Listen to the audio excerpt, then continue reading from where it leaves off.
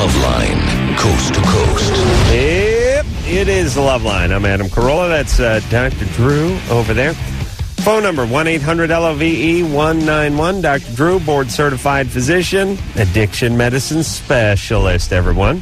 Saw Drew at the fabulous K-Rock Weenie Roast. Fabulous. For those of you who are not familiar with the K-Rock or the Weenie Roast, maybe you're listening from around the country, it's the big local radio concert where all the grandfather of them all. Yeah. This, the ninth annual, been going on longer than most. I'd say the most ones have been going on for 2, 3, 4 years. Going on 9 years. All the big bands. And very enjoyable. And as we found out last week, they're not paid. No. That's the power of the station. That's right. It anoints them and they must come. I rocked out pretty good. Had my buzz on. No kidding. With producer Ann and engineer Anderson, who was really getting off. I mean, I thought something was going to start dribbling down his leg at a certain point. You like that Shaq rap? Shaq rap was good. I was digging it. Shaq came out there, did a little crowd surfing. With 311.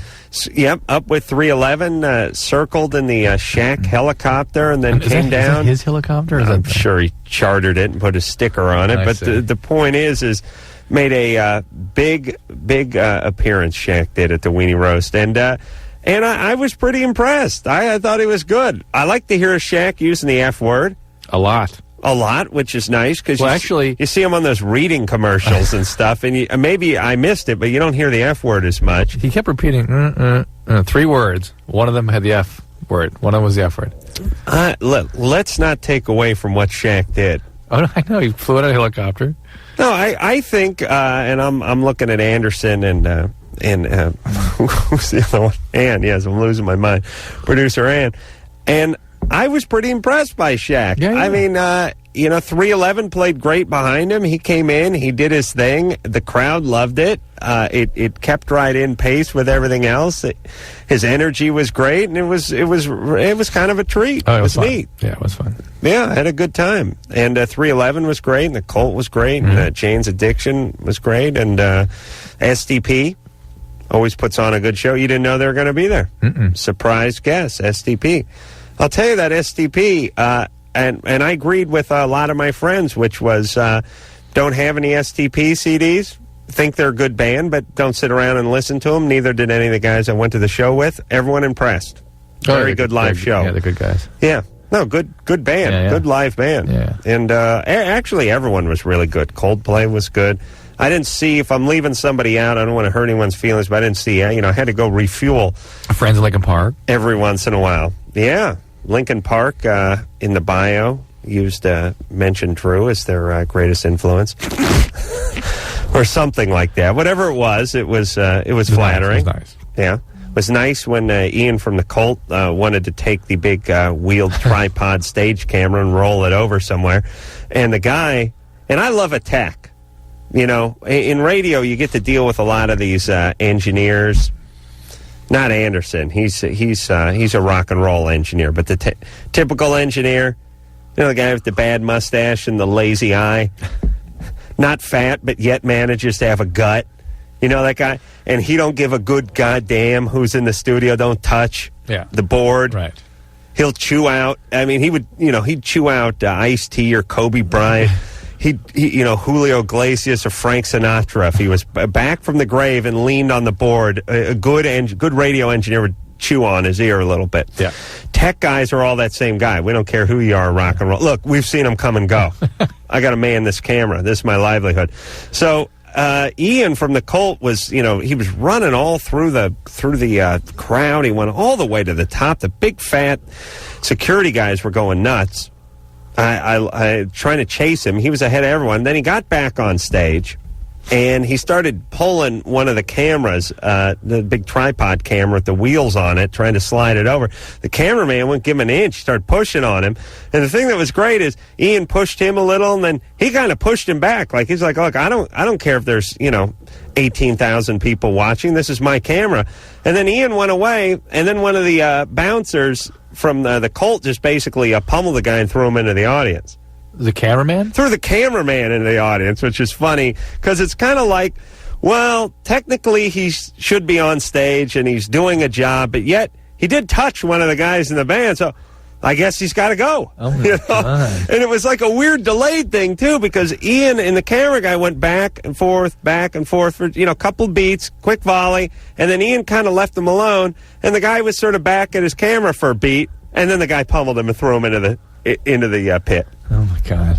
That was nice. But let me tell you something that delighted me more than anything yesterday, and I know this is going to sound strange, but every time I go to one of these concerts, they have all the security guys there, and these poor guys, they got their earplugs in, right? Big husky, corn-fed guys, and their backs are to the stage. And I watch these guys, and 18,000 people up on their feet rocking out, security guys just standing there, right? Yeah. And usually, half of them are black. They get a lot of black guys to these security. And I realize this ain't their music. I'm not trying to be racist, but let's face it, not a lot of black guys listen to Jane's Addiction and STP. This is not, or Coldplay, or even the Cult. This is not their music. So they're standing around. They're generally looking miserable. But there was one big black bouncer. This guy was working my aisle. And this guy was rocking and moving and flowing the whole time. And it was so delightful for me to see this guy finally enjoying himself. Yeah. I always take notice of the bouncers who just look like they're stuck in the wrong place. Right. Like, there's people who have, they sold their car and quit their job so they could get money together to give to a scalper, to hitchhike, to come halfway across the country to be at this gig. Yeah. And this guy standing 2 feet from stage couldn't be more miserable. Yeah.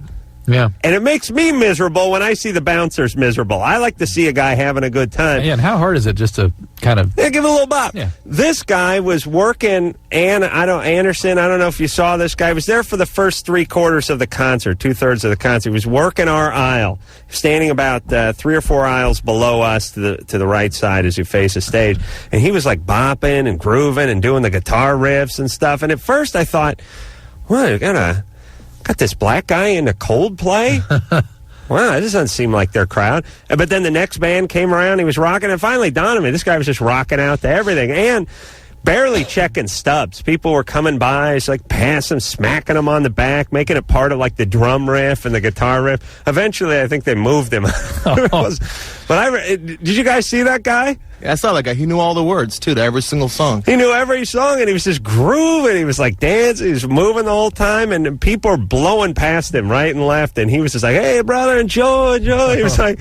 But it was nice to see a security guy rocking and grooving a little, and I would like to start a security company where I would force all my guys to rock out and groove out.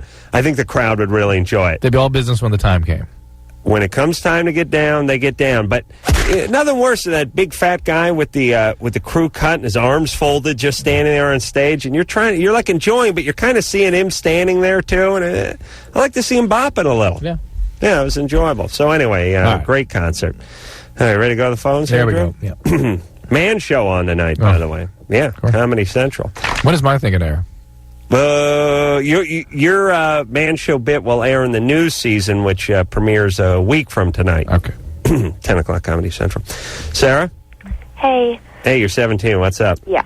Okay, my problem is that, I'm not sure if I'm actually, having an orgasm when my boyfriend is eating me out. Because, I just don't know, I just don't know whether it's an orgasm or not. Well, if you were having one, you'd know it. So we have found that people who are questioning whether they've had one haven't had one. Really? We should probably, I think it's time that we could eliminate the word out from eating out. Yeah. My boyfriend's eating me. We get the picture. Yeah. Right. And you never hear it's never EO'd or anything like that. It doesn't get a... Yeah, there's no BJ equivalent to... Yeah, there's, what happened to the BJ? Well, the BJ is the blowjob, but the eating out? No EO. No? Why is that? It doesn't work. Maybe you should start something It here. doesn't sound right, EO. I have another question, too. Yeah. Also, sometimes I just get, really bored. It's the weirdest thing, because I have, liked him for, the longest time. Did you hear what she said? She gets really blood because she has distemper for the longest time? Bored. Bored? When what? I just get bored. When we're, doing stuff, I just get bored. Yeah, well, you're not... What do you mean, stuff?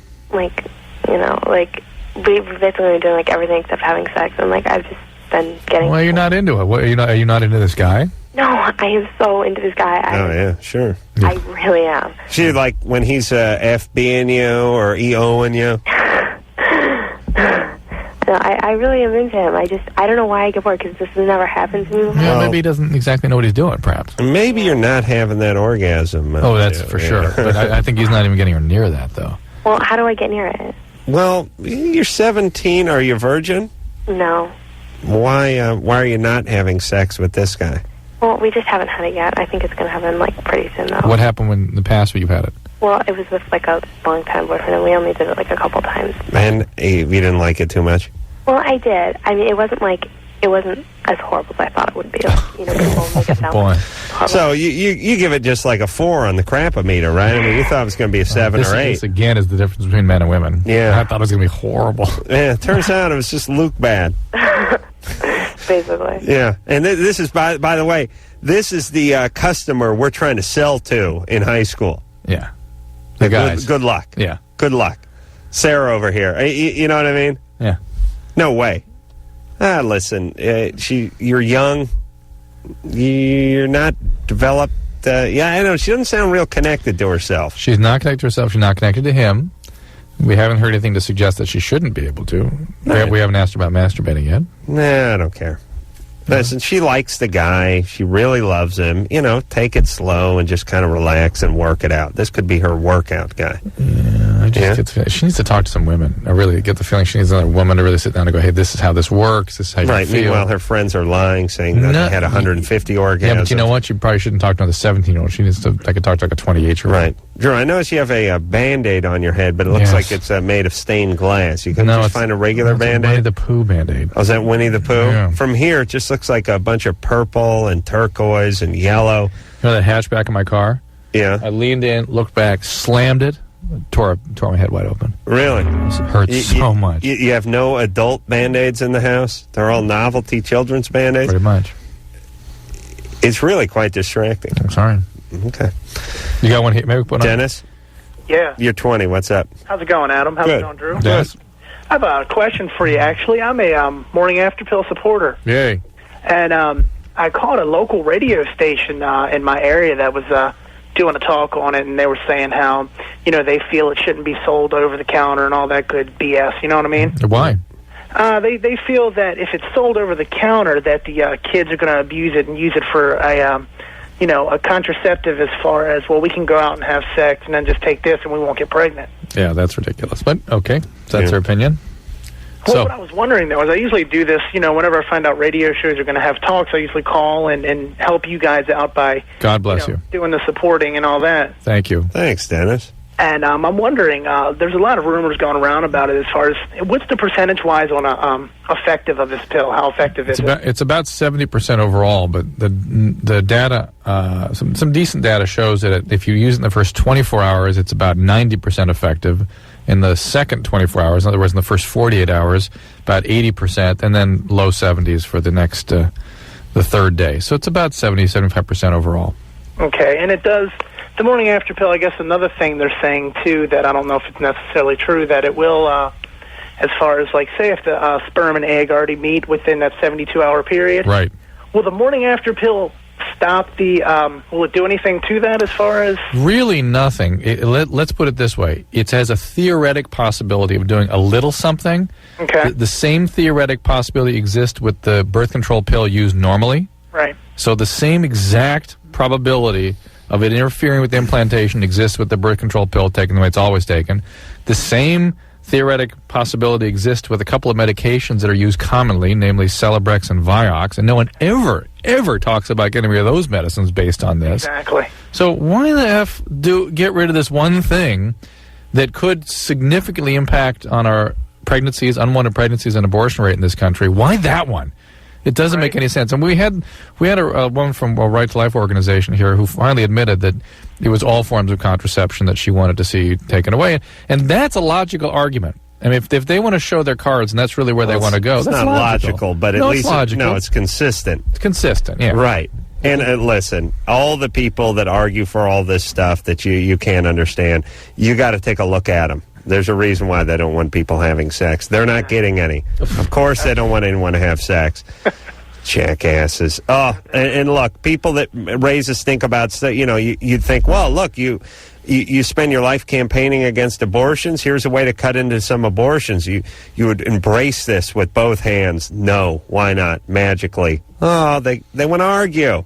That's it. They don't want people getting laid.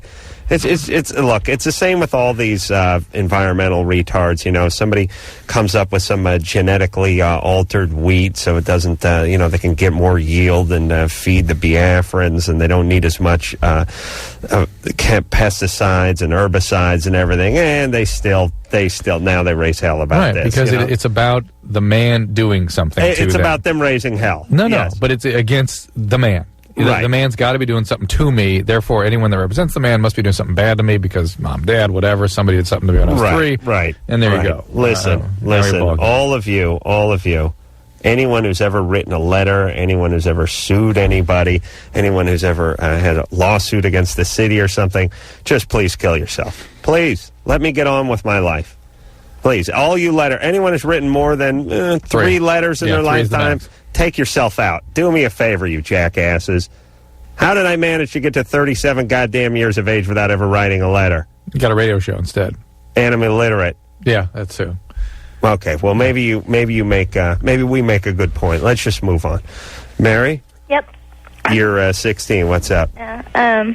Real quick, I went to the Whitney roast and it kicked ass. Mm-hmm. Except for I really wanted to see Dr. Drew because he's really hot. Yeah, he's hot. I was there. He was there twice. I know, but I saw you from a big screen on the lawn with a bunch of potheads, so I was kind of, a little... Yeah. When we went up real high there and we got our pick, we were announced a band from way up in the audience. Those seem to be the people having the most fun. Yeah, no, it was you notice that? fun. Hotheads on the lawn. That would seem to be the greatest sort of appreciation of what was going on. Oh, no, it was totally fun, but we couldn't see you guys. Well, listen. But then again, we could see Shaq, so...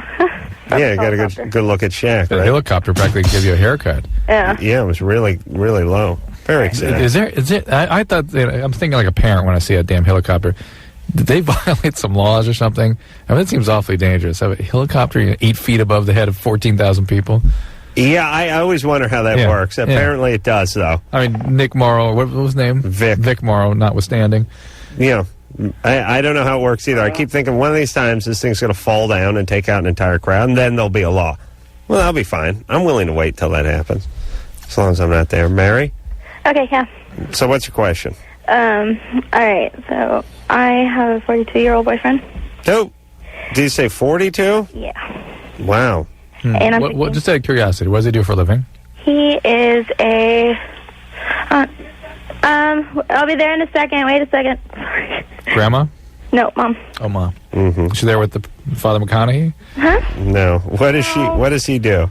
He works with percentages. Works in percentages? He makes a lot of money, don't worry. He's not a construction worker. He's a real estate... Is he a salesman? Yeah, real estate. There you go. Something like that. Something like that. Yeah. It's bad when you end it's really... Ending an answer with that, there you go, is like saying, that's the ticket. That's enough. Yeah, I know. I just don't know, because, it's... Okay. You don't know what he does? You know he probably sells arms or something. So No. I know he's a really bad guy. Anyways, no, he's not. He's a horrible, horrible individual. Let me speak my piece, okay? Horrible. Mary, does he know how old you are? Yes, he does. And, okay. All right, now, the problem is that, we were getting to the point where we would be the internet, and he freaked out. Oh, good. While you're getting intimate? Yeah. No, Not while, but we were in the relationship. Okay, let's figure this out. I mean, he couldn't possibly have had a moment of conscience. Huh? Right? No. Okay, he must have had weird, dude. something else. What's his nationality? One of the suspect ones? White guy. White guy. Irish white guy. White pride. A Mick. I knew it. Yeah. There Trouble you go. those Micks. Anyway. All right. Where'd you meet this guy? The beach. Santa Monica. Mm-hmm. And where's your daddy? In heaven. How old were you when he left? 11. You still looking for him? Probably. Okay. There might be better ways to do that. Yeah. No. You may want to scout hell, too. I mean, you don't know telling. What's that? The thing is that I really now I feel connected to this person, and what I want to know is that, he feels like he's doing, the right thing by waiting until I'm old enough. The right thing. Until you're 18. He's a dynamite individual. Well, no, Dynamite. no. I'd like to get to know him better. Yeah, he's a delightful person. I'm sure he is. No, he is. No, he thinks he's doing the right thing by waiting for me now. Yeah, what do you think? Well, I wish he didn't, because that's not what I want. What do you want? Him right now. You want to sleep with him? No, I want a relationship with him. That I'm not concerned with sleeping with him whatsoever. You just want a I boyfriend? thought he was your boyfriend. He is my boyfriend, but now that he's scared of that, he just wants to be our friend now. How long have you been seeing him? 3 months. 3 months? Yep. Does your mom know? Nope. Mom's going to have him put away for life. Are you in high school? Mm-hmm. Are you doing okay in school? Very well. All right. Are you going to go off to college somewhere one day? Yeah. Good. Go you know far away. Let's pray God that this guy... He's going to go with me. All right, He's going with you. He's going to go with me. He's going to pay for it. Pay for college? Yeah. What is He this? doesn't know that yet, though. Why? Oh, Oh, yeah, he's going with you. Jeez.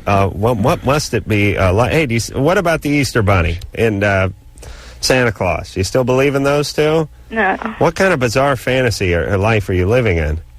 Mary, look, your father passed away when you were young, and that's real tragic, and now the rest of your life's going to be some sort of retarded fantasy reaction to that? Well, no, because you know what? I tried that whole people my age thing, and it doesn't work. All right. That's fine. Do nothing for a while. Well, no, cool out. I think that everybody my age is completely retarded. That's fine. Go ahead and think that. But Well, Mary, hold on a second. Hold on.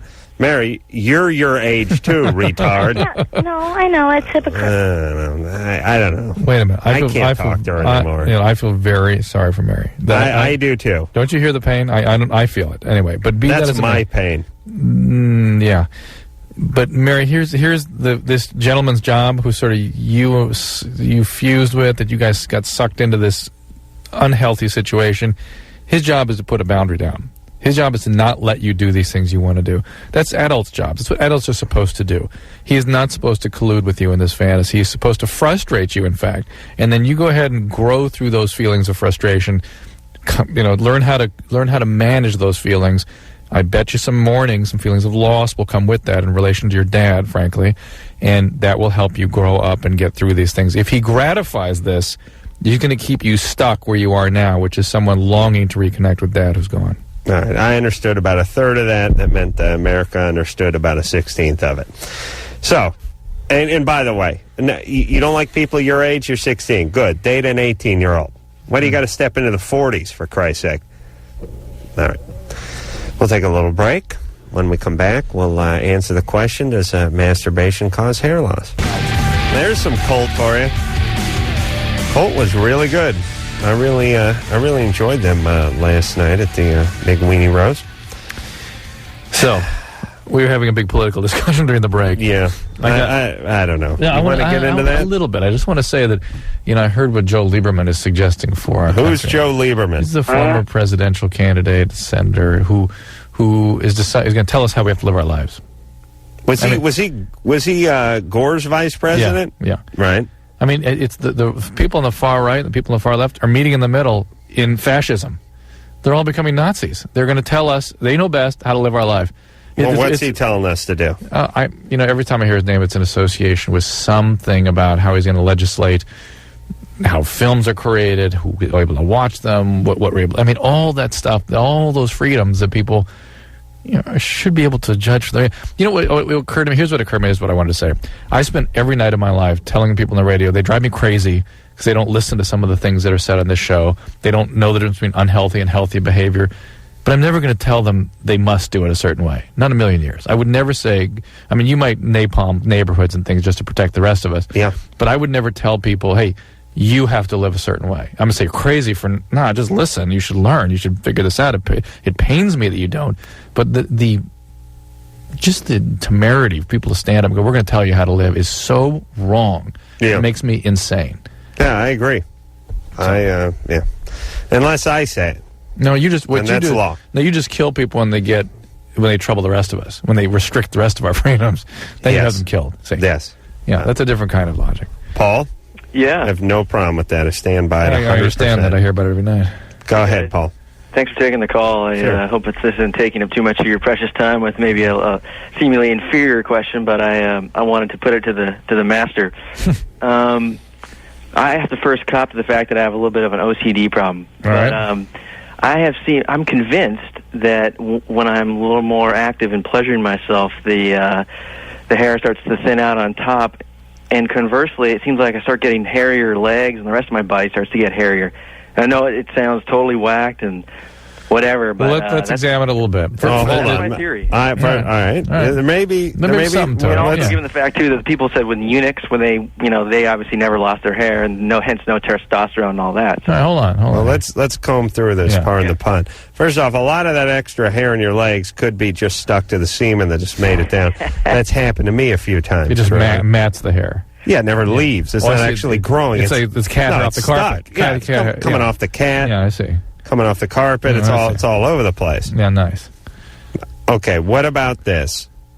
What about testosterone? Well, raising your levels of testosterone when you're masturbating. There is a sort of a curve that your testosterone levels will follow from low if you're not masturbating at all. It will start to climb if you're sexually aroused and active.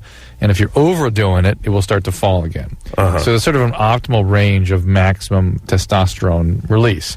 But what I need to know from Paul is how long he's doing this before he notices the hair changes. Please, if you don't mind. Yeah. Paul? Well, it seems, I've been worried about this for a couple years now, and so I hold off for a while, and then when I start to do it again, I get guilty for a number of reasons. But how long do you do it for before you notice these changes? I don't know, a week? No way that really? fast. It would take at least like 3 to 6 months to see anything at all. Yeah, that's his OCD. And even then, hair growth and loss of hair aren't things that restore. If that's the direction you go, you keep going down that direction. You may not as quickly at lower testosterone levels, but that's the road you're going down. Also with OCD, it's really common to have perceptual distortions of all kinds of things like this, preoccupations and distortions of things. Yeah, speaking of distortions, Dr. Bruce, everybody, I saw him at the Weenie Roast last night. Yeah. And Dr. Bruce fills in for Dr. Drew. Anyone who listens to the show knows Dr. Bruce's name, or as I like to call him, Dr. Spaz, paging Dr. Spaz. He's a lovable, quirky Ichabod Crane, scarecrow sort of a character. But I like the guy. He's a great guy. And he hangs around with us and stuff. And I don't know what to do with the guy. Did he play baseball? I really don't. Today? Well, that's what I want to say. I ran into Dr. Bruce last night, and we were hanging with him the whole night. He's a guy who probably didn't have many male or female friends. No friends growing up. You can tell he likes to hang out with guys, but he probably feels like he's the nerd trying to hang out with the cool guys or something. You are an asshole. Thank you. But all the guys I hang out with are nice, and they like him, so I invite him over. But nice. Here's what I tell him. You're not hanging out with nice guys. Fun guys. They're fun guys who like Bruce. And I said to Bruce last night, Bruce, and by the way, you know what this show's deteriorated to? You and I having off-air conversations on the air, I realized. It's like I want to talk to Drew about Bruce, but I don't feel like doing it while I'm taking a leak. Let's just get it over with. But Bruce said, and tell me what you would do with this, Ann. Bruce said, you saw Bruce last night quite a bit too.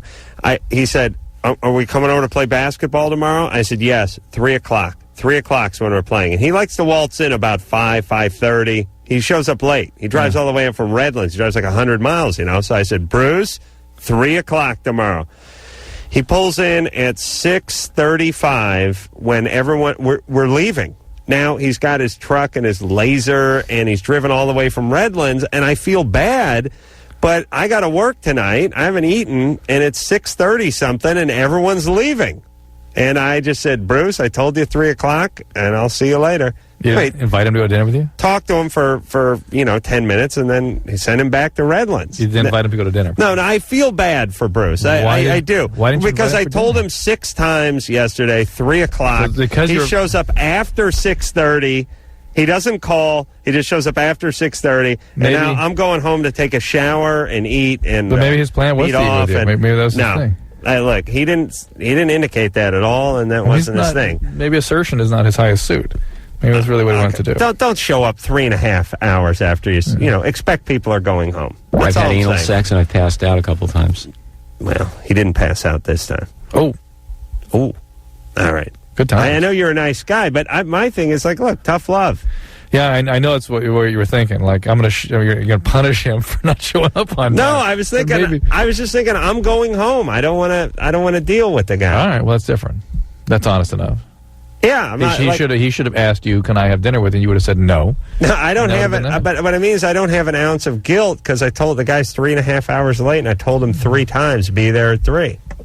I suspect he wanted to have dinner with you, and that he didn't. He was because you're so abusive. He'd have to. I sent him packing. Yeah. Viva, Hi, what's up? you're 17. Yeah, really quick. Adam, I was sitting like 3 seats away from you with the weenie roast last night. No way. Yeah, I loved your black cowboy hat. I was sitting 3 seats away from him. Really? Yeah. No, you weren't. Well, Drew. 10 I didn't seats see away. you. We were in the same row. Did you see me rocking? Yeah, I wanted to come over and say hi, but you looked like you were really into it, and I didn't want to bother you. Into it translated means loaded. Yeah. Seemed like you were really wasted. Felt the music in my veins, brother. Yeah, that too. Yeah. Yeah. Well, thanks, Viva. Yeah. Was that it? No, Oh. So here's my problem. I'm 17, just graduated from high school, been with my boyfriend for 2 years, and we live in the LA area, and I'm going away to college across the country. Where are you going? Cornell. Yeah. Adam and I spent a little time in Ithaca. Remember that? Yeah, good times. Yeah. Oh, man. No. Oh, no, it's nice. Yeah. Yeah. Go ahead. And the problem is that my boyfriend, all through high school, I mean, we've been really different. He's more athletic, I'm more studious, and so he doesn't really have any plans. He was just going to stay here and go to junior college or whatever. Good time. And I was looking for, I mean, we've been together for a while. I think it's time for our relationship to end. Yeah, it's game over. Yeah, it's over. I was thinking, okay, this is going to be my out. I'm going to say, I can't handle the distance. But I tell him where I'm going, and he smiles, and he's like, oh, great, I've been wanting to get away. Why don't I come with you, and then I can get a job out there, and we can stay together. No. And I don't know what to say to him, because I don't want to hurt his feelings. Yeah, it's all right. He has staked his claim. You've made your case, and he's staked his claim, and it's not working. No. You've got to be more assertive. You've got to say, I'm going to college. I want to start anew. No. I'm not ready for a relationship now. No, I think some BS. By the way, where was he going to go? Valley College or Pierce or one of those Valley, other dumps with a fence around it? Yeah. Yeah. He's not going anywhere, believe you me. No. Now, let me tell you a few things.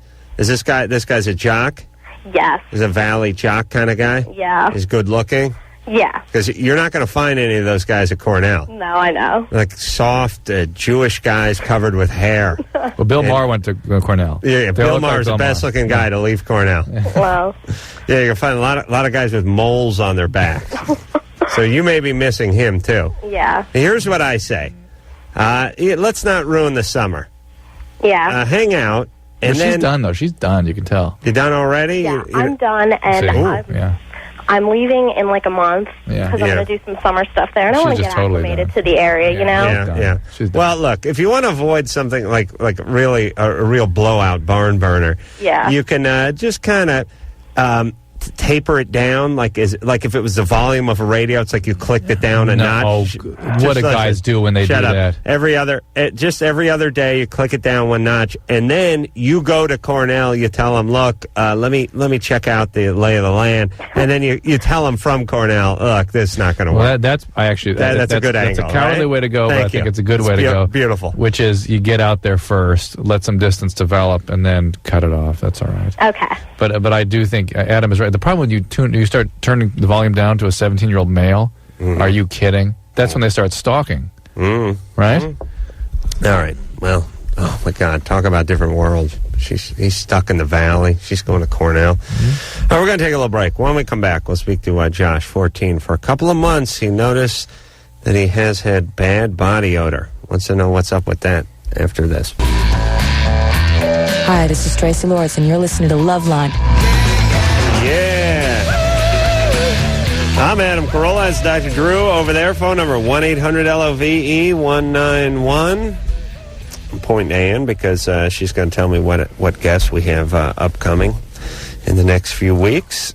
Well, in the next few weeks, this week we have TSOL, the band. Oh, as well as Karen Manning from Crazy Beautiful. Did you almost burp, Ann? Is that a belch there, Ann? I think she swallowed down a burp. All right. So. Josh? Oh, hi. You're 14. What's up? I just wanted to say that we all know that Adam is hilarious and Drew, you're brilliant, but I want to switch it around and say that Adam, you've got really good instincts, and Drew, you've got a good sense of humor. Whatever. Well, thank you, Josh. Josh. Very perceptive for a young lad of 14. I want to know, when's David Alan Grier going to be on again? That is a fine question. I have his home number. I could probably call him and ask him if he wanted to come up, and he'd probably come up. Oh, sure. I'll never do that, though. No. But, yeah, soon. Okay, cool. He's a very funny guy. Yeah. So what's up? Yeah, for the last, couple of months, I've been noticing some bad body odor. And, I, shower regularly. I have good hygiene and stuff. But yeah, you're becoming a man. Yeah. That's what that is. Yeah. Starting to stink. Yeah, you're right about at that age where that starts 14, to happen. You got to start taking care of that. So you got to learn how to manage that.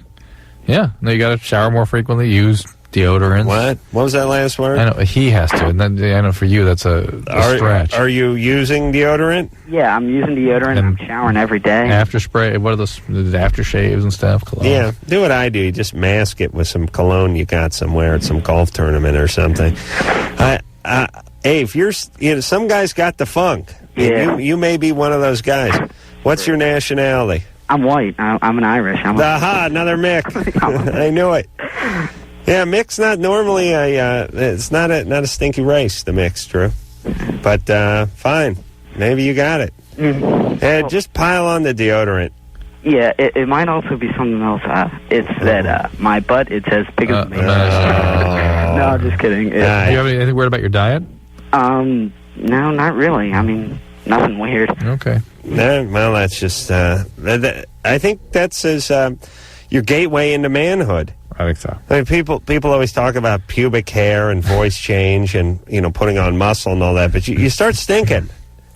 You don't meet any stinky kids. Stinky kid means a kid crapped on himself. That's right.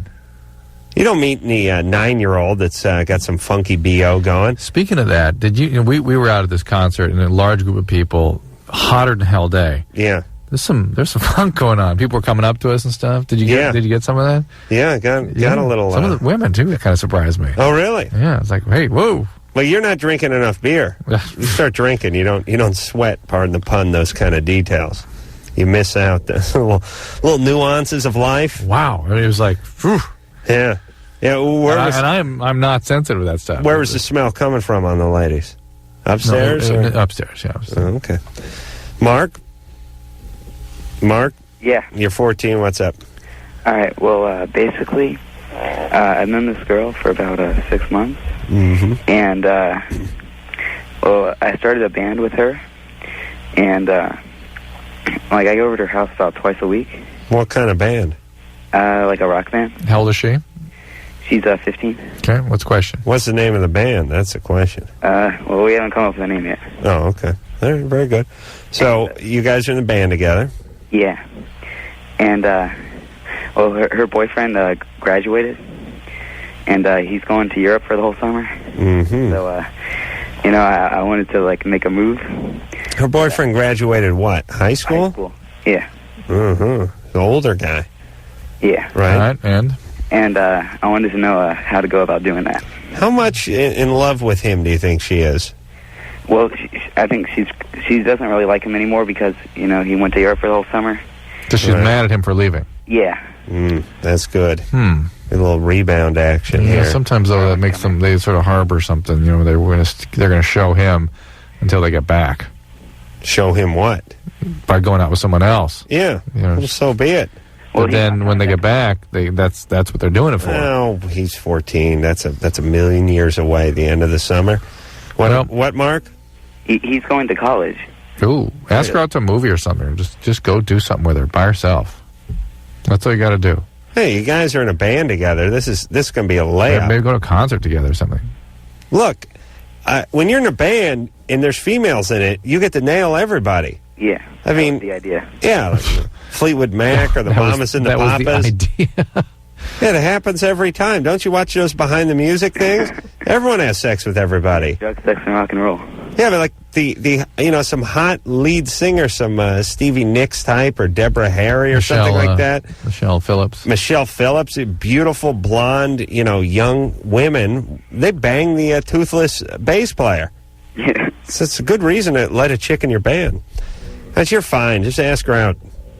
All right. All right. And I had one more thing. Uh-huh. You know how you call Adam when you get a Woody in public? You call it putting it up. Well, me and my friends, we call it slapping it up. Nice. All right, noted. Nice. Do we call it putting it up? Yeah. Maybe I missed out on that. Yeah.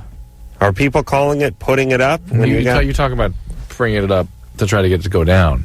Right. Yeah. Oh, I see. Yeah, pressing it against your belly. I heard you pitching a tent, is what you've said. Right, right. That's a common one. Yeah. Paul? Hello. You're 15. Yeah, I got some itching down under. Mm-hmm. Yeah, I don't... about 2 weeks ago, I was having intercourse with my girlfriend. Do you have a digital camera? Huh? Do you have a digital camera? No, I don't. God, no. I really want to try this. You know what I mean? If somebody has a rash, they want me to look at it. Digital camera, email, I'll look at it. Drew, what about underage guys filming their genitalia and then sending it via the computer to you? Don't you think that could get you into some hot water? Oh, man. Now, nobody else will see it but me. They will be disposed of after that. Sorry, man. I don't have that kind of equipment on my computer. Yeah. All right, Drew, please. All right. Yeah. Besides exposing myself on the internet, I don't want people to get it, because they'll expose me. Well, they'll know exactly who it's. They'll recognize you're Johnson, of course, and say, "Oh, there's Paul Johnson." We're good. Hold on, isn't he a news guy for some other radio station? Paul's Johnson. All right. So anyway, Paul, you don't know what this is, but you had intercourse, right? Yes. And then I'm feeling around because I think. Well, it's going to go away soon. You're what? You're feeling... bumps. I'm feeling around. You're what? Feeling around. Wait, what kind of accent? What are you? Me? Wait, what is your ethnicity? Me? I'm black. Oh, you're black. All right. Yeah. Hey, that's a weird... See, once in a while, there's a couple different kinds of, black dialects. That feeling around. Where's that come from? I don't know that one. Baltimore, I guess. Oh, okay. So you say you're feeling around... Yeah, and I find this bump that's under the skin. It's really big, and I don't know what it is. I want to get checked out by a doctor. Yeah, well, that'd be the right thing to do. The bumps are sort of in your groin. Yeah, and it's like I got I got white dots, and then I got this bump that's right next. It's like in the pubic hair, and I don't know what it is. All right, the bumps are swollen lymph glands, and the swollen lymph glands are a reaction to the rash. Mm-hmm. And rashes that are itchy, that cause swollen lymph glands, are typically herpes. Hey, Anderson, you got a Shaggy on a cart somewhere? You got a Shaggy drop? We got that big long drop of him describing what it's like to be on the show. But listen to who we're talking to, Paul? Yeah. Listen to Paul and listen to Shaggy. I think there's Except Shaggy doesn't really talk the way, you know what I mean? But just Shaggy talks like Sir Walter Raleigh when he's speaking normally. I don't know. We'll listen to some Shaggy. I'm going to compare it to Paul here. Hi, this is Shaggy. Mr. Love up front and personal. You're listening to Loveline with Adam Carolla and Dr. Drew. Got it going on up close and personal. Yeah. Feeling around. I understand everything he says, though. You know what I'm saying? But there was a little Shaggy vibe to Paul. Yeah. All right. Where are we going? Richard? Yeah? You're 21? Yeah. My question is, this question, comment, whatnot. You guys are on a great show. Dr. Drew, you're freaking awesome. Adam Carolla, you're crazy. Great. I'm shooting methamphetamines into my jugular vein. Mm-hmm. The reason why I do it... You've used everything else up. No, not at all. Is because it's a high that I've never experienced before. So you get it more rapidly that way. I get the full everything in the syringe instead of doing it in my, take it, for instance, my arm vein. It distributes throughout your body. No, it doesn't. It doesn't, but you can get a higher volume more rapidly right to your heart and then up into your head. So. Right. And in a way, I'm scared because I know I can get an aneurysm, heart attack, or a stroke, basically with all the chemicals going to my head. Well, it's not a lot different than in the arm. I mean, the arm vein, goes right into the same area. It's just a slightly increased volume, and it's not quite as direct a route. And again, it's more, I suspect, a function of the volume per unit time that you can inject. The arm veins can only take so much. You got to kind of shoot it in slowly, right? Well, neck vein, it's the caliber is such. You can really how does it work? I mean, is this not a big enough canal in the arm? I mean, if you squeeze too hard on the plunger, blow the vein. Yeah, like I can only put like maybe 15 units into my neck. I can throw 30 units into my arm. The other way around, you mean? Right. Yeah. Right. And you're not going to the external jugular, right? You're going to the internal jugular, the deep one in the vein, in the neck, right? Right, the one on my right side. Not the one you can see, though. Right. Yeah. Okay. The one that goes straight to the brain. Yeah. Well, the issues are here. There's multiple issues. One is you can shoot it into the artery, and then you got a big problem. That it can blow. You can die very quickly with that. Secondly, the fact that you come to this point with your addiction suggests how profound the addiction is, and really this is a disease. This is how you die from this thing. It progresses and progresses. The risks you take, the consequences that mount, become worse and worse, and now you're on your road to near-death kinds of risk-taking. So I suggest you do something about this before something like that, such as your death, does happen. All right. Was that your idea of wrapping it up? I was trying. I have a million things I wanted to say. I know. Well, that's why I'd like to talk to Richard for a couple more minutes when we return. Yeah, everybody. Loveline. Who's that, Blink? Yeah, they sounded good last night. I went and visited the Blink in their trailer. So did I. Said hi to everybody. That was enjoyable. And did you see Sky? Yeah, saw Sky, old friend of ours that ended up marrying Mark from Blink. So she did pretty good. Met Sky's parents. Oh, no kidding. Yeah, seemed nice. What the hell else? Is her dad a dentist or something? You tell me. He seemed like he did something normal. Yeah. I don't know what it was. Richard? Yeah, and what Drew was saying, I pray every day, every time it does kill me. Oh. Yeah, that's the problem here, is that you're sort of, you wouldn't feel like that if you weren't so profoundly addictive, I suspect. I'm putting him on hold because he used the S word. He did? Yeah.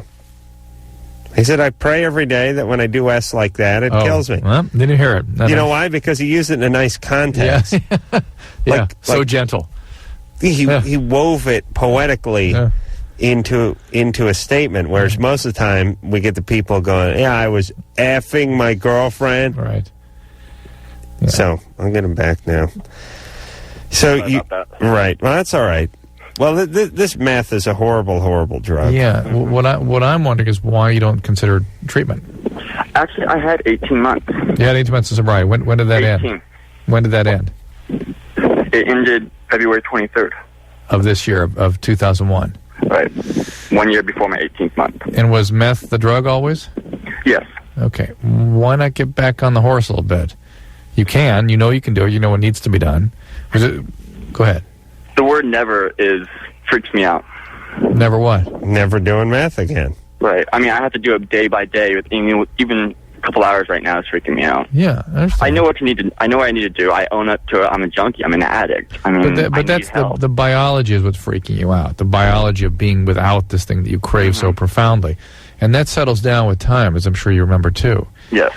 And you're just in the grips of a biological circumstance. And if you give that biology a chance to quiet down, things can look a lot different. And you know what the program's about. You know what you need to do. You know you can do it. I look real carefully at what it was that was going on when you relapsed. Was it were you not participating thoroughly in the program?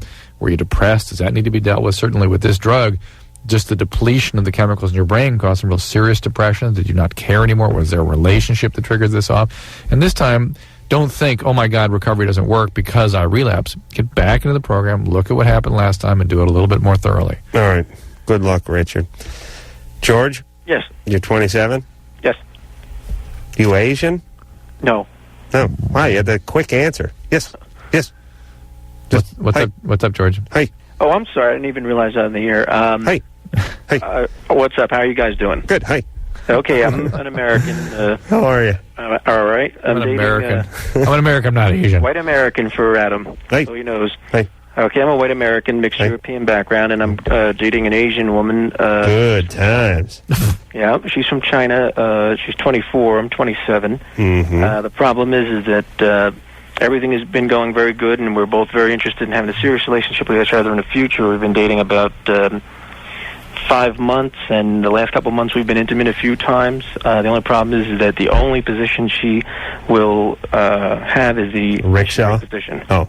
Well, what do you mean it's the only thing she'll have? That's the only position she's willing to have sexual intercourse. You discussed this with her, and what does she say? She says that it's shameful, any other position. Shameful, shaming. Ooh, what would the family say? Nice. Yeah.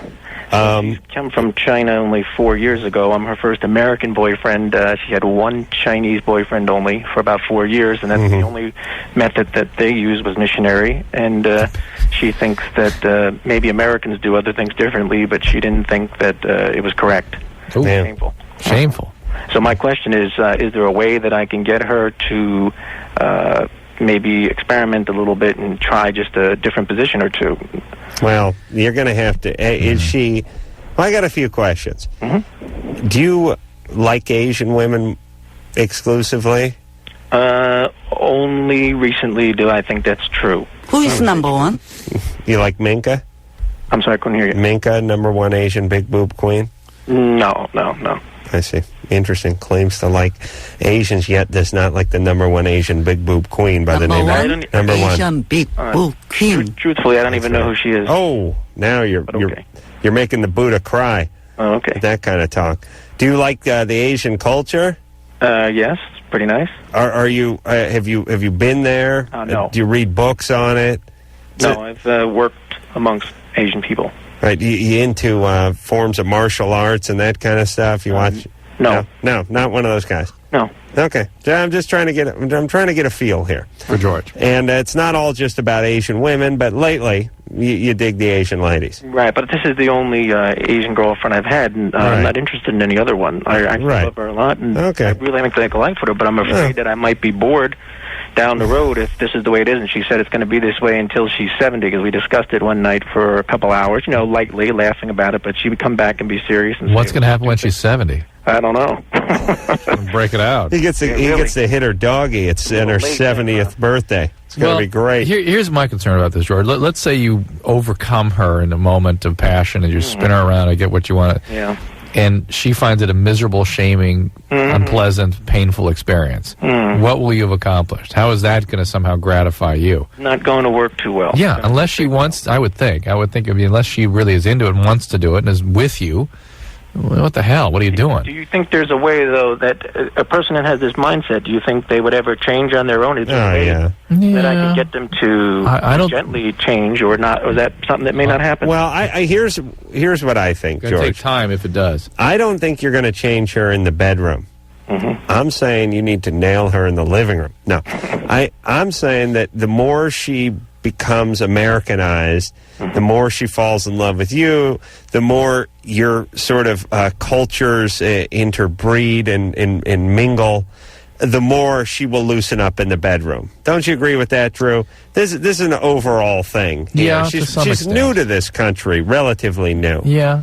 And she still, sort of goes by the old ways. I agree. The more you get her into weed and booze and bad music, the more she'll loosen up in the bedroom. Started having her watch like that mindless sitcoms and stuff like that. Really see if you can turn her brain to mush. Then you hit her from every angle. Yeah, that will take a long time. I'm curious about Dr. Drew's opinion on this particular. Does he ever deal with anyone that absolutely, under no circumstances, when it's basically a psychological thing or that nature, that won't change forever? Yes, that definitely happens. Okay, but in this case, though, it's not as though you have someone who is entrenched in a particular point of view and nothing has changed in their life and that's the way they're going to be. This is someone who's changed cultures, who's changing having their first relationship with a Caucasian. I mean, a lot of things changing in her life, which, as Adam is saying, may lead to other changes in attitudes about things such as her sexuality. May not. Well, but it may. Okay, but I really don't think it's going to be all that much different than language, almost. Like how I understand you saying how much it'll be. It'll depend. But as she becomes more Americanized and becomes more acclimated and gets more used to you, I'm trusting. I think things will work out. Yeah. Maybe there's a profound religious connection with this, and it will never change. No. What? What's the matter? It's not a religious. What were you going to say? She's just. I was just picturing him, and sort of being uptight about getting her to do that. I don't know. Maybe he's freaking her out. George, do you get any oral sex? No. No. You sent her on the first. That's something send her on the first Rick. That's something that's also. Send her on the first junk back to Taipei. I'm willing to actually give that up if physicians would be. Look, you trade her BJs for doggy.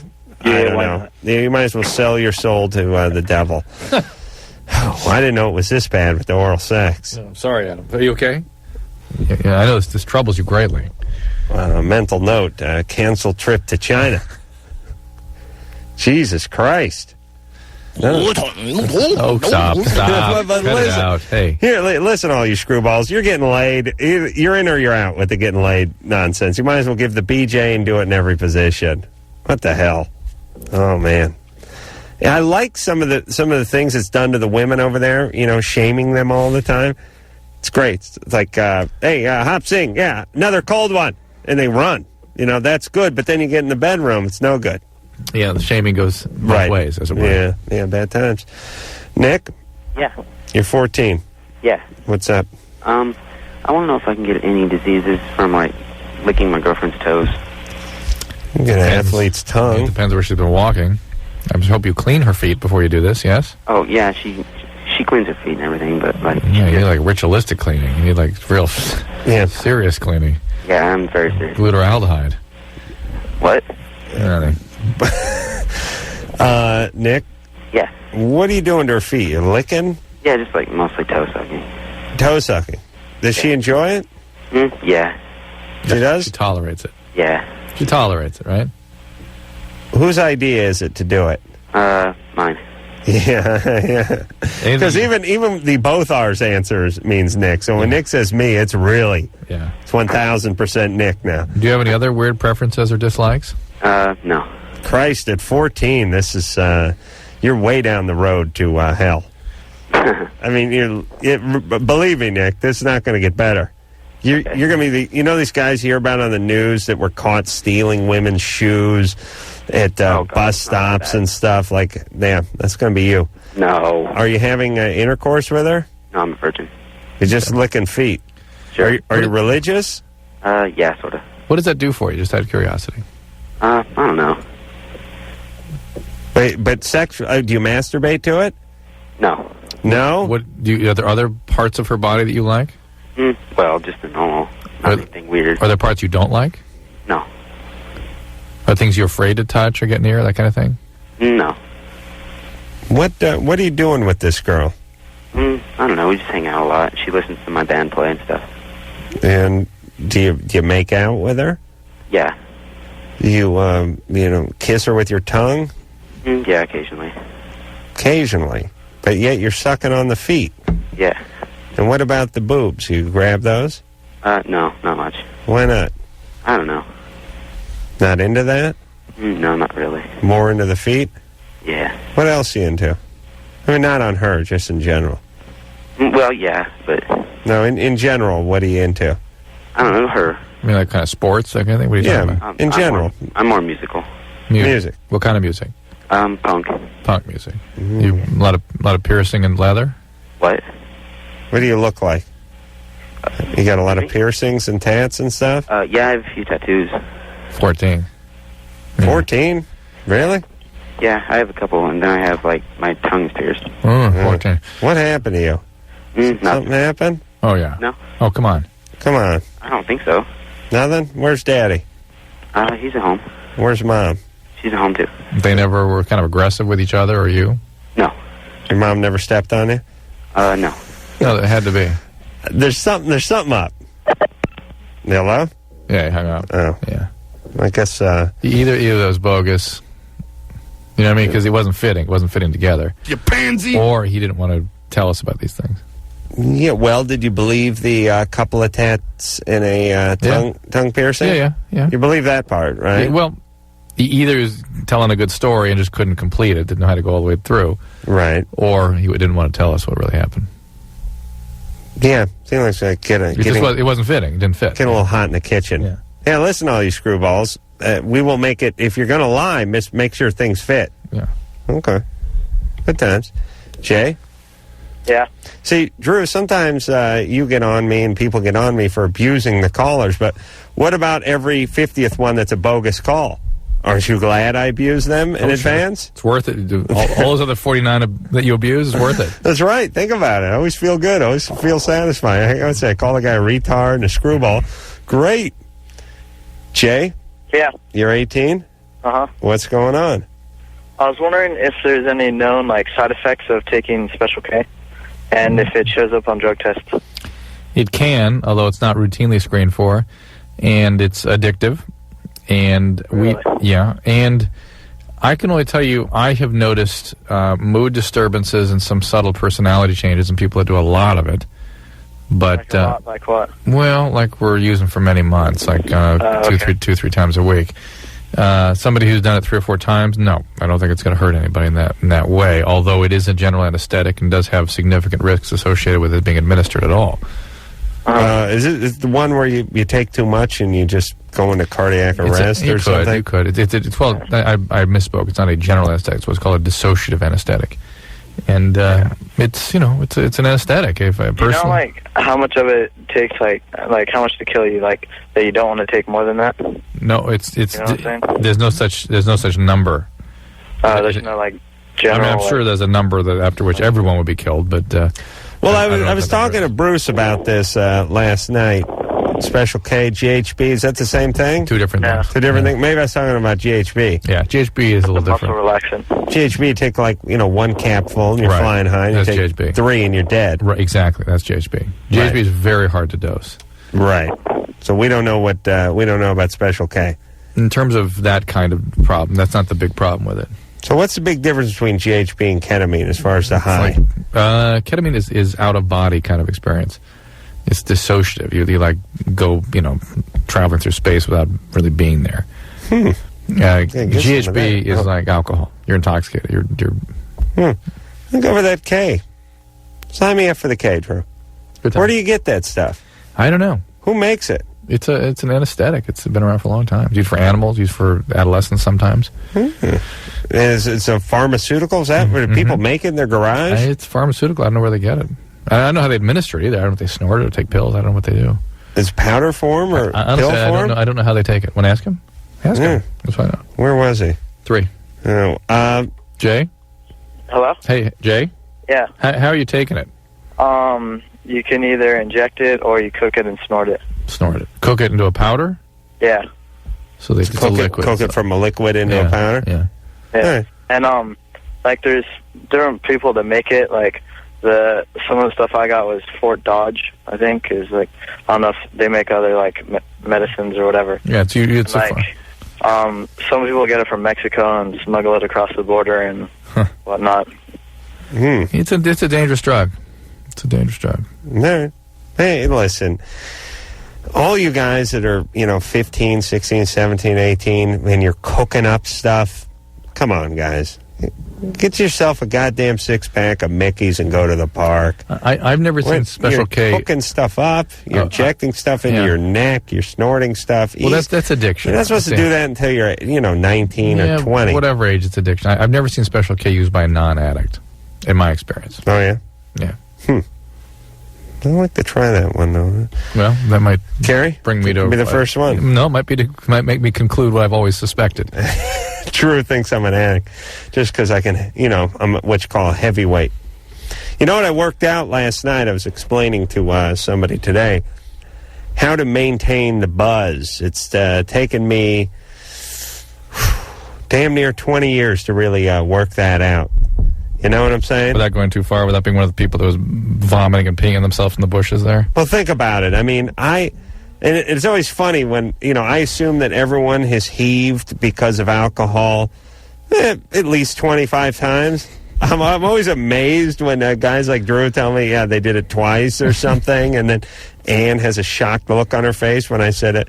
I've heaved from booze 50 times in my life, and that's a conservative estimate. I probably didn't have to heave all 50 times. I probably could only heave like 28, 30 times, but there are times when I was close to heaving and I just went, screw it, I'm going to heave, I'm going to bed. But the point is it takes a while. Now yesterday we were at the Weenie Roast, and what was going, it's an 8-hour affair.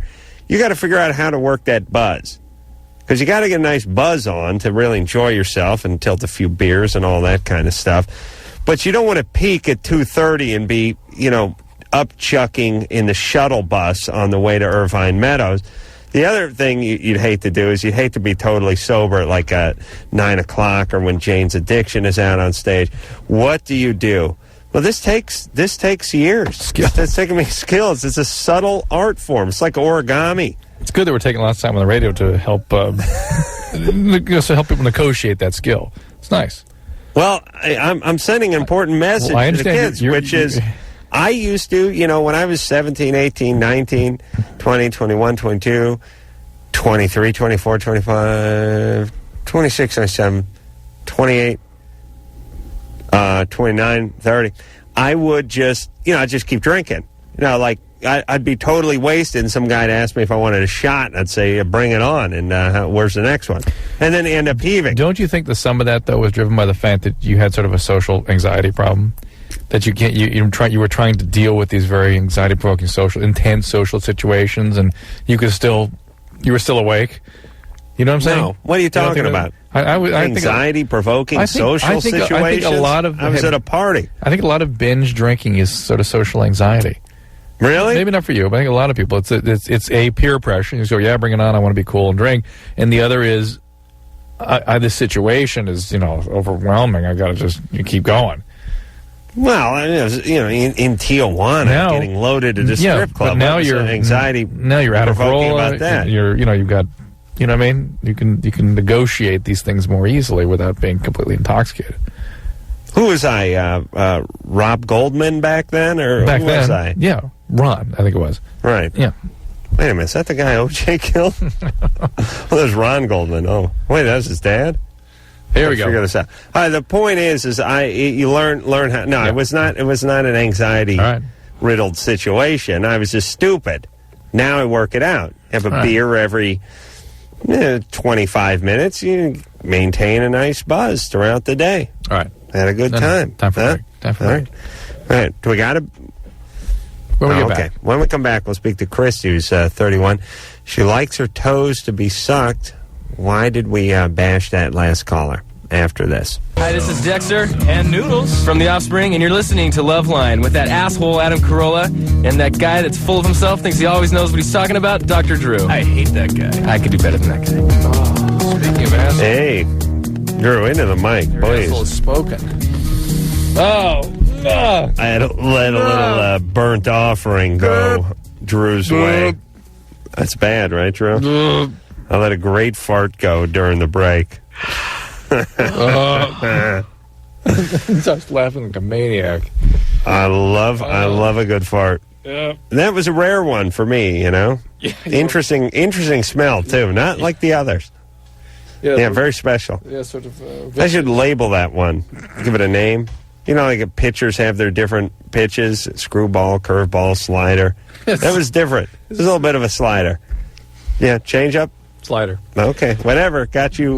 Mud slider. Drew whiffed. I'll tell you that. Oh. Where are we going now? Yeah. Loveline, everybody. 1-800-LOVE-191. Yep. Christy? Oh, please. You flatter me. Christy, you're 31. What's up? Hi. Hey. Hi, can you hear me? Yep. Yes. Hi, I'm calling just regarding the call before last about the guy who called in about sucking his girlfriend's toes. Mm-hmm. And I wonder why you figure that is so extreme or abnormal. We didn't. In fact, No, we didn't. No, we didn't. Well, that's what we sounded like. No, what we did. We didn't. We went straight from what do you have pierced to does your father, stay at home or... No, here's the thing. He sounded frightened of her. He wouldn't touch her except on her feet. And he was pierced and tattooed at 14. Well, that's pretty normal. Piercing and tattooed at 14, that's illegal. At 14, You can't do that. That piercing institutions won't do that because it is illegal. And so he's obviously got... Are you sure that 14-year-olds these days don't find their way around that? Oh, they do. But the ones that do have some, because we talk to them all the time, we can tell you that there's always something going on, usually some aggression in the family system. Dad's beating up mom, or the kids are being handled aggressively. Yeah, the guy, he was in a... Not just culturally, like across the line, just kind of something to do as far as peers. We're rarely wrong on that one. You're rarely wrong. Okay. Well, I listen, I was a little disturbed in that, when did your dad rape you? What's that? Yeah. That I might have been abnormal if I had, in fact, enjoyed my toast being... No, nothing... We're not... Wait. Did we use the word abnormal? Well, that's the way we made it seem. Kind of. I mean, you implied that there was something probably a little bit... No. Hold on. Drew, quiet down. Shut Drew's mic off. I'm tired of him trying to defend us. Christy, this is Adam, the smarter Adam, of the two speaking.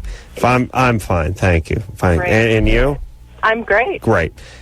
We did label the guy as a nut job, and that he had problems, and that he was abnormal. And I felt it's very true. For young listeners who might have thought that taking part you should not deter people from exploring, especially things that are No, we should. There should be more deterring people from doing exploration. There really should be. People are doing too much exploring. Woman's feet when kept need to be shut down. Well, look, I don't mind the licking of the feet. I don't either. The problem is that was the only thing he was doing, and you show me a 14... I don't know that you guys really asked him clearly. I think you gave him kind of a very clear wall to walk into when you asked me that question. What happened to your phone, Christy? Listen, your phone line is too bad, so just please hang on and listen while I yell at you without you being able to respond. You show me a 14-year-old male who is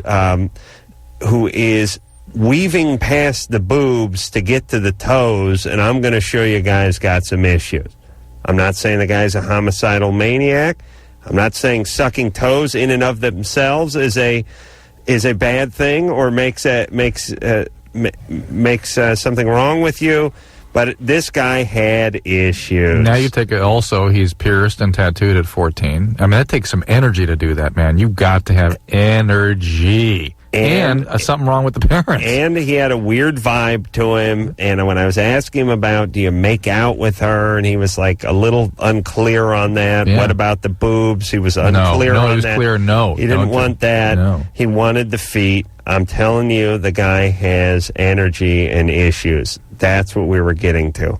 Sucking on toes, fine. Not that dude. He had a bunch of energy going on. Yeah.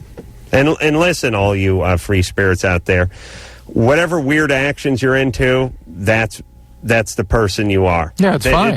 No, it's not fine. No, it's fine, but it's not. But don't deny that it comes from something. It doesn't exist in a bubble. Right, it comes from something. Right. And that's fine, too. But don't pretend that it doesn't. I'd like to do away with that, personally. Casey?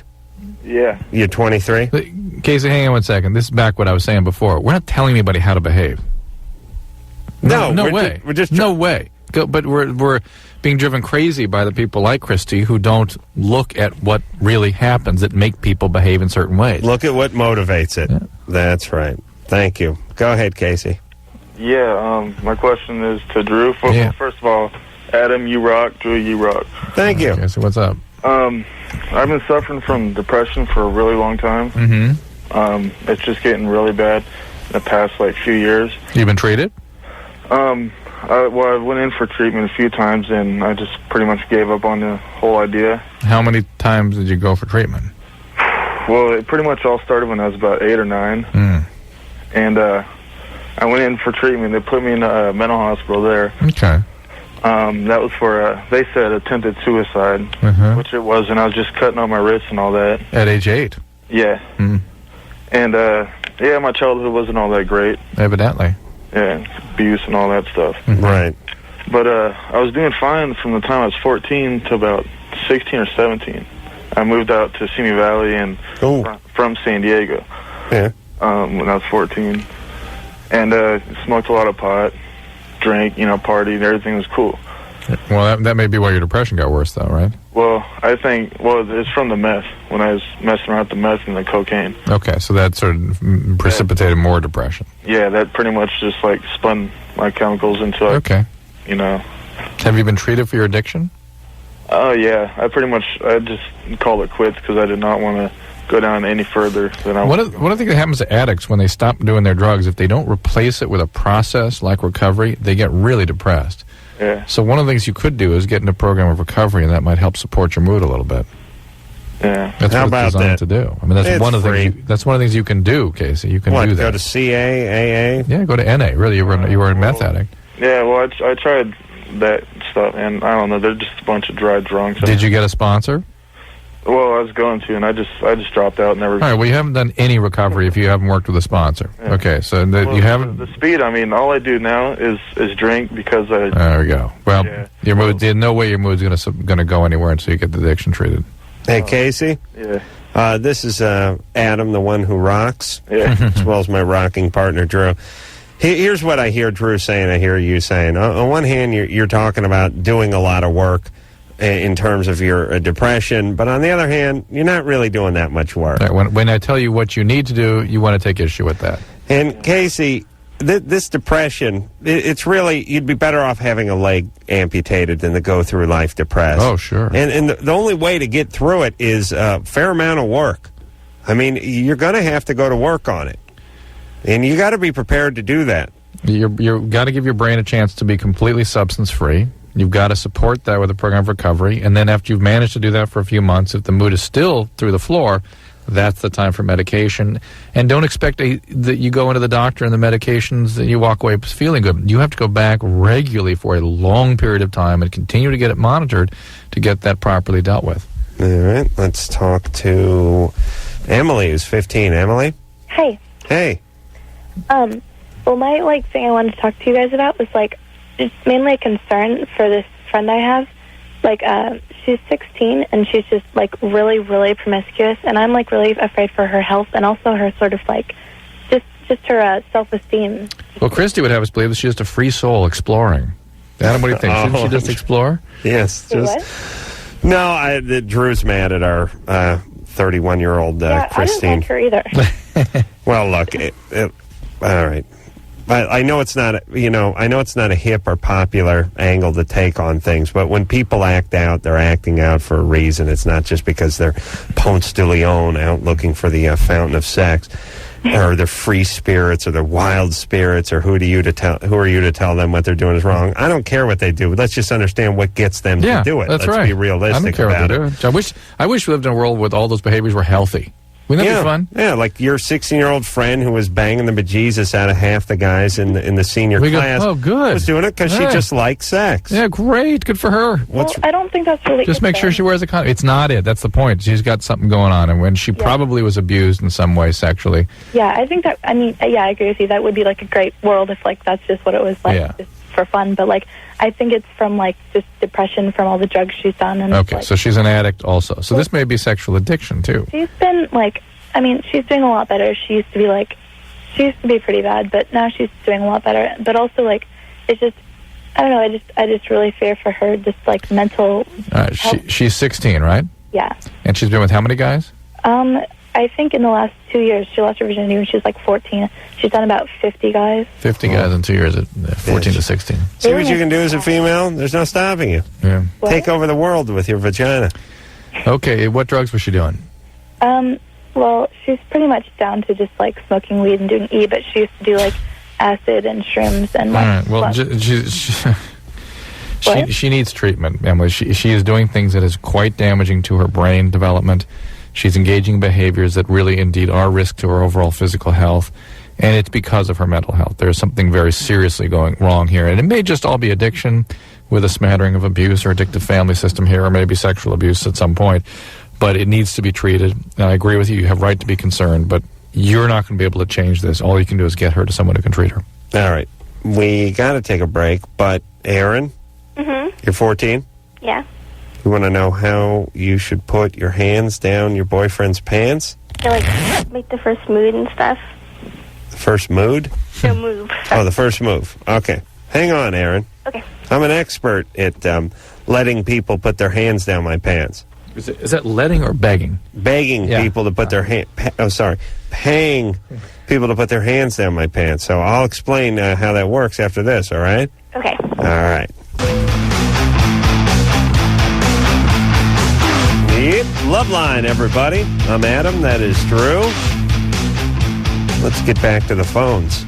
Speak to Aaron, who's trying to figure out how to get in her boyfriend's pants. Aaron? 14? Yeah.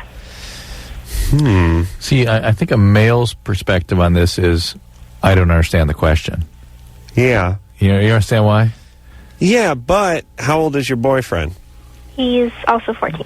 And he's 14 and he's not had a lot of girlfriends? I think so, yeah. You think? A couple, like 5 or 6 or so. Five or six? Yeah. He's 14? Yeah. I know. He's doing okay. Is he a virgin? Yeah.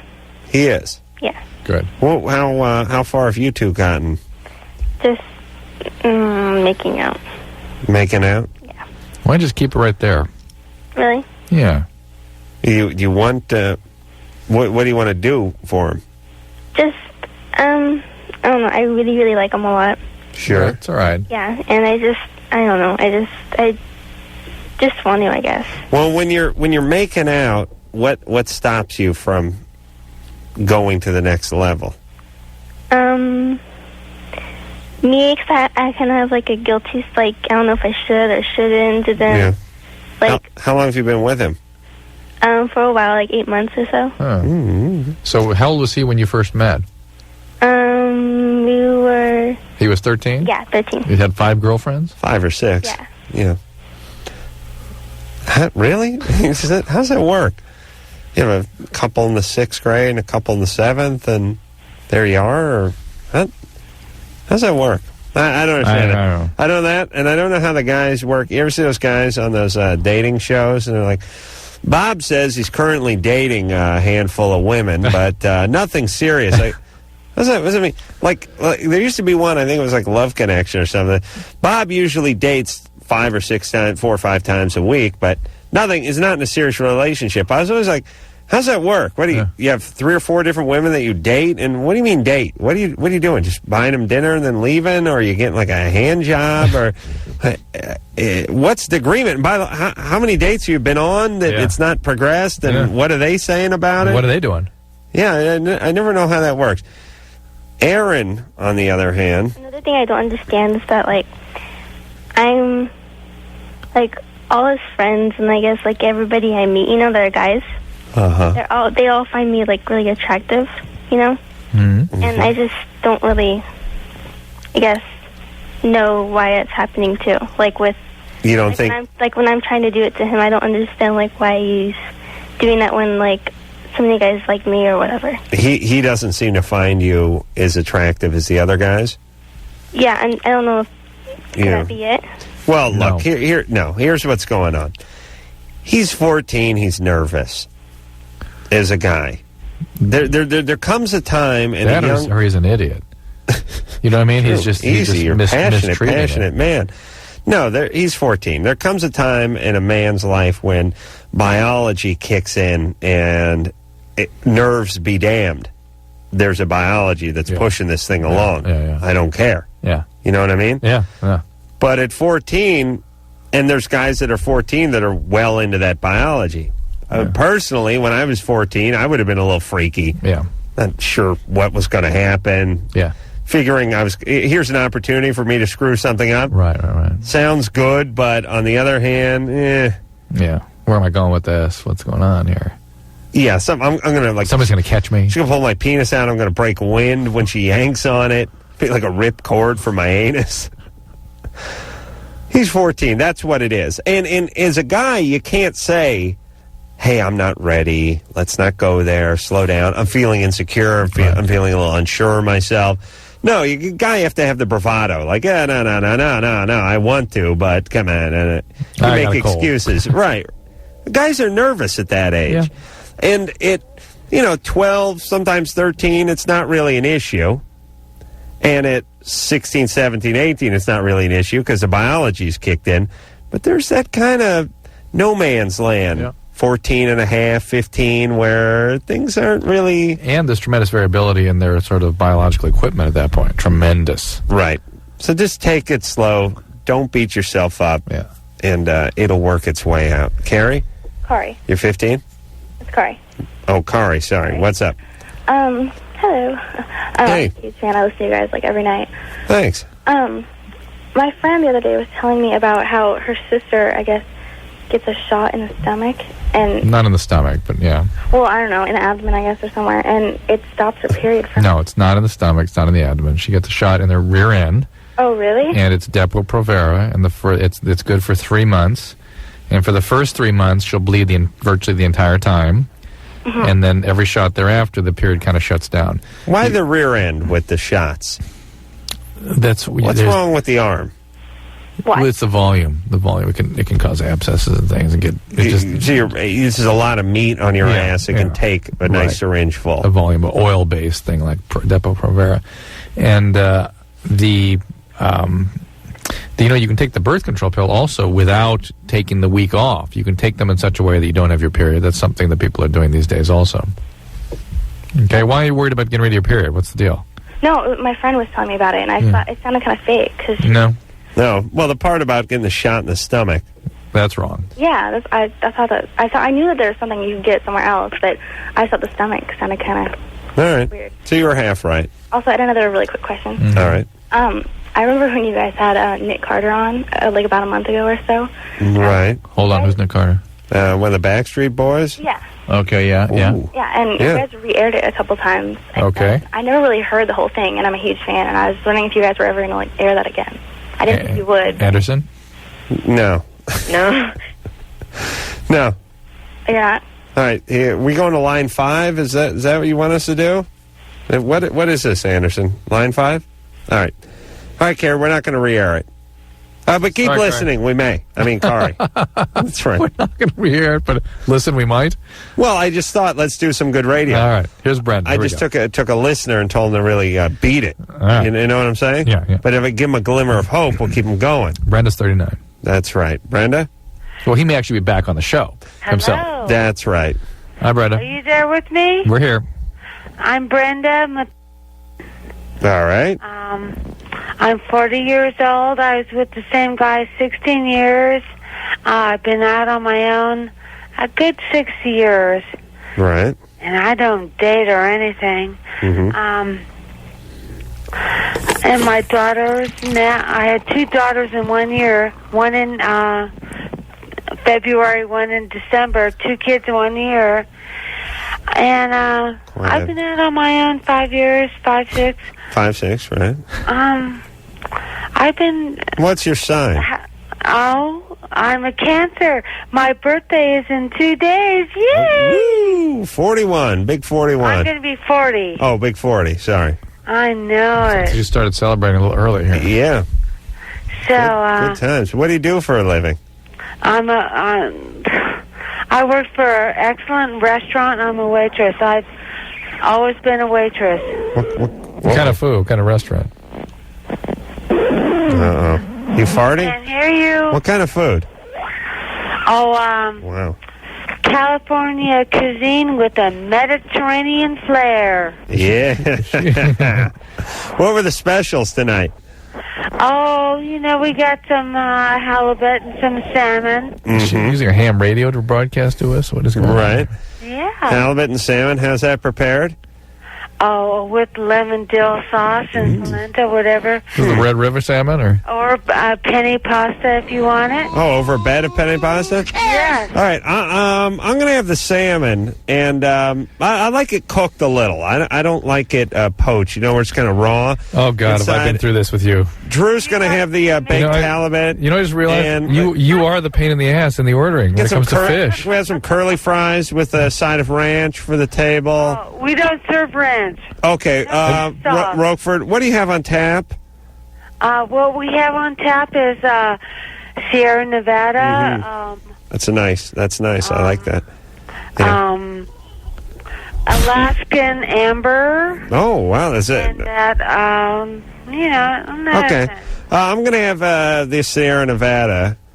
Okay. Drew will... Do you want on penne pasta, polenta, or garlic and mashed potatoes? You know what? This is sobering her up. The penne pasta. I know it. Is it... Yeah. Is it garlic mashed? That's not like a twice-baked potato. That's a mashed potato with garlic in it? Mashed potato with a little bit of garlic. Okay. All right. And I can't eat the garlic, Adam. Small Caesar. You want to split a Caesar? I can't have the garlic. Okay. I'll have a small Caesar. Drew's gonna have the cheese sticks. Chicken on it? Yeah, I'd like chicken in that. Or tiger shrimp? No, I'll have the chicken in the small Caesar. Okay. And fresh ground pepper, please. But I do have a question. What is it?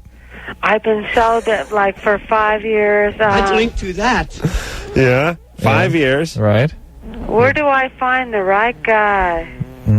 Well, at the liquor store? Country girl. No. How old are your girls? How old are your kids? I'm not going to the... I told you, my birthday is June 26th. How old are your kids? Right. How old are your kids? 11 and 12. Yeah. Good girl. Good girls. Oh, boy. Probably making porn right now. I wish maybe it's not time to find the guy until... Never been married. Okay. Well, listen. Oh, she's with the same guy for 16 years but never married. Yeah. Okay. And by the way, she's like bragging that she's never been married. Meanwhile, she got the 2 kids. I think Brenda needs to find sobriety. Yeah. Nothing, whatever decisions she makes in her disease, she will regret. Right. And believe me, you're doing a horrible job with those kids. Just with the drinking problem. Yeah. That and the description of the specials. Yeah. that was weak. It's just we got halibut. She's loaded. Well, but you see, I've done this job load. I've done, Dr. Drew, board certified physician. Yeah, you do this job load all the time. Yeah, you do. You're wasting. Yeah, I do a good job, right? Yeah. All right. Touche. Hey, there you go. Well, that's it. Another show successfully finished. Just finished. Yeah, that's good. Yeah. Forget about it. I was going to say something nice or clever or something, but I'm out of work. Are you kidding? So, until next time, this is Adam Carolla for Dr. Drew saying mahalo. What's your sign? Oh, I'm a Cancer. My birthday is in 2 days. Yay! This has been Loveline. The opinions expressed on this show are not necessarily those of the staff, management, sponsors, or this station. The producer for Loveline is Ann Wilkins Ingle. Loveline is a presentation of Westwood One Entertainment.